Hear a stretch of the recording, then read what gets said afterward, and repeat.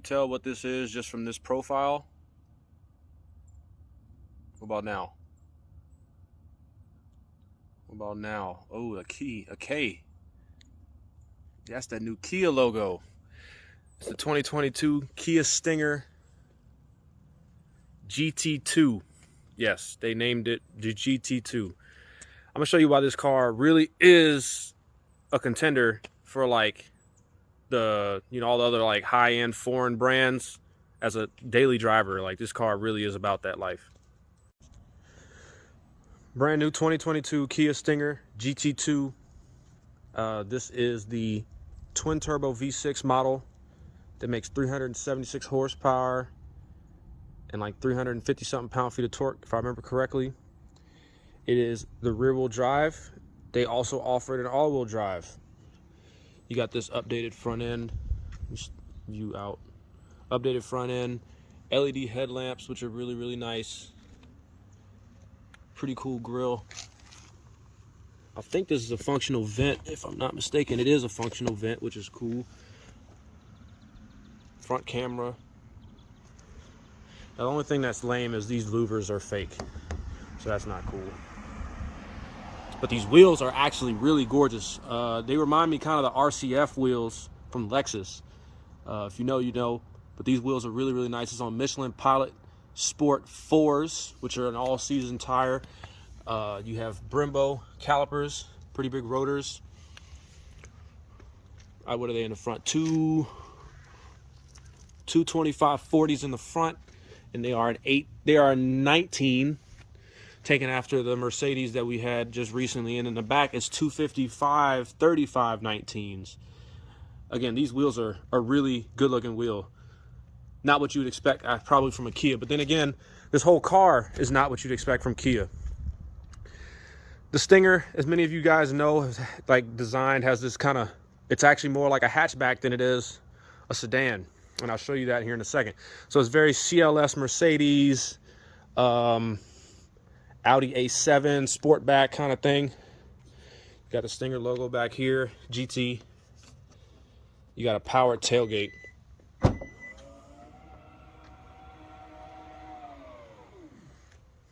So as you can see, it's a hatchback. Those seats fold down, and you've got a lot of storage space back here. So it's practical. Again, it's powered. You got these very aggressive exhaust tips. The cool thing is, yes, these valences are fake, but the exhaust tips at least come the majority of the way out. So that's good. These vents right here are fake. But the body lines of this car are just really, really nice. LED tail lights, runs along the entire back, kind of like a Charger. It's just a pretty car, in my opinion. Again, nothing that you would expect from Kia. And the 3.3 twin turbo V6 is really where all the fun happens from this car. Stepping inside, you got a pretty nice interior. It's pretty low key, but it's nice. Soft touch materials everywhere. You got some brushed aluminum. You got a Harman Kardon sound system. Very, very nice bolstered seats that are heated and ventilated with a embossed GT logo right here. You've got a flat bottomed steering wheel. You've got a 10 1/4 inch head unit that's touchscreen. You've got one of these electronic shifters. Electronic parking brake, heated and ventilated seats, front camera, all this brushed aluminum, which is really nice. The interior is just very, very, very, very normal, regular, very minimal buttons. Everything's mostly on the touchscreen. It's just very well laid out. The biggest important thing for people to know, I guess, for the back seat particularly is room, right? So the driver's seat is in the position that it would be for me. And the problem with me is, I guess, foot room, really. My knee room is okay. My feet room is where it's a problem. Headroom is okay.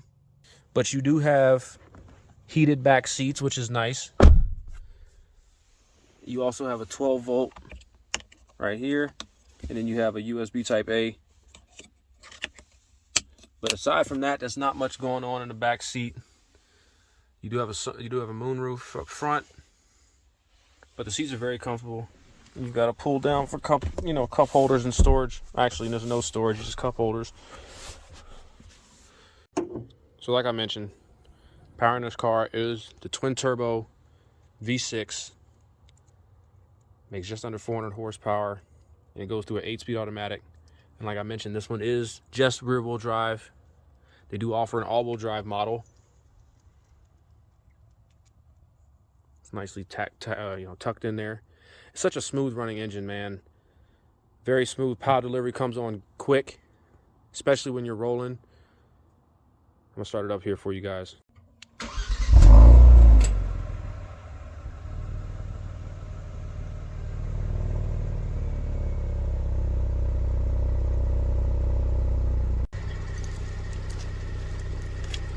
Over, baby.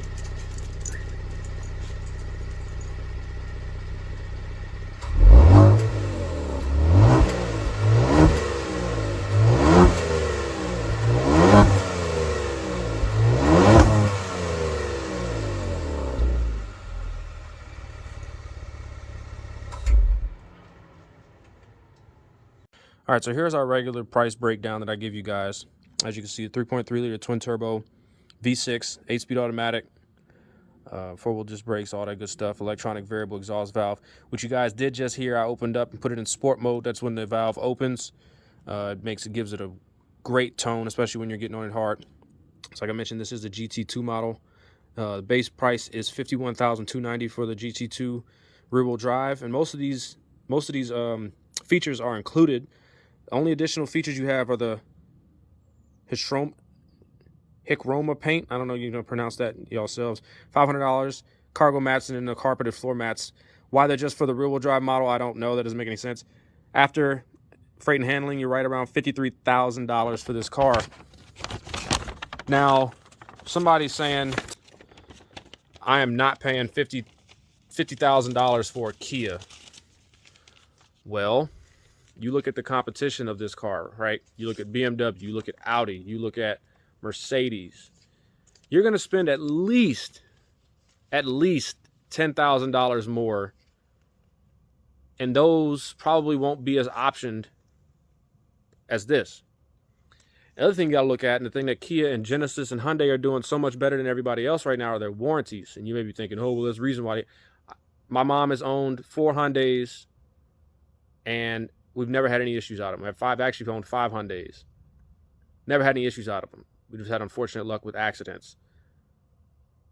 To my point, this car has a 10-year, 100,000-mile powertrain warranty, and I think it's 5 years, 60,000 bumper to bumper. You're not finding it anywhere else with any other competitions of this car manufacturer. You're just not.